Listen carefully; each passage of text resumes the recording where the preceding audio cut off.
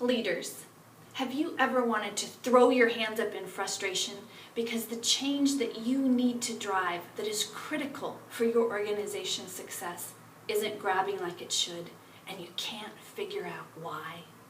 Spend the next few minutes with me, and when you leave, you'll have a few more tips for your toolbox.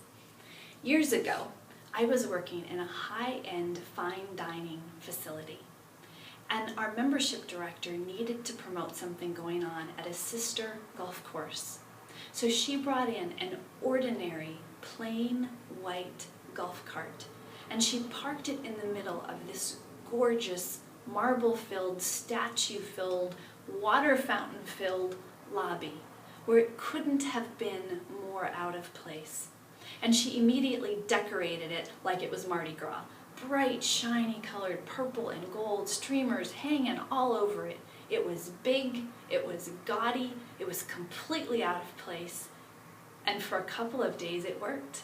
People got off the elevator, they took one look at it, they stopped, they stared, they read the message. And then they stopped seeing it. They would get off the elevator and walk by it as if it was invisible. And I took mental note of that, wondering how often we think we're saying something with splash and pizzazz, and people only see it for a short amount of time. And then I started to think about how basic marketing theory says that someone has to see something or experience something 7 times before they even remember it. Well, think about that for a minute. How often as a leader do you see others have a big meeting one time and say, here's our big change, everybody go, and expect the change to happen? Or send one email and expect the change to happen? And even if they had a meeting and sent an email, that's 2 times. That doesn't begin to touch marketing theory. And now think about who is there. How often do you have that big meeting and people can't physically be there?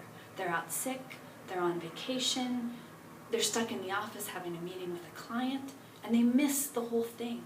How often do you say something in a meeting and people's minds are elsewhere solving other problems and they aren't absorbing what you're saying, and you still haven't told them at least 7 times?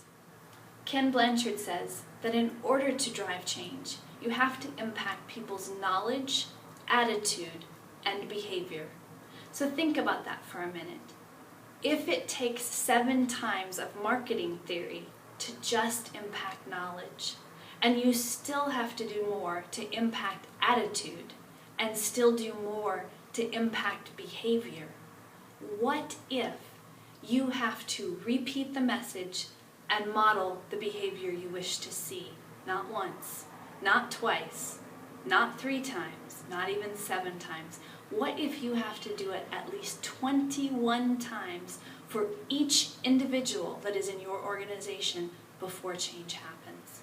Have you tried it? And if that's your goal, and you set out with that mission and it grabs a little sooner, awesome. If not, keep going. Repeat the message, model the behavior you wish to see, be the trustworthy leader, and people will follow.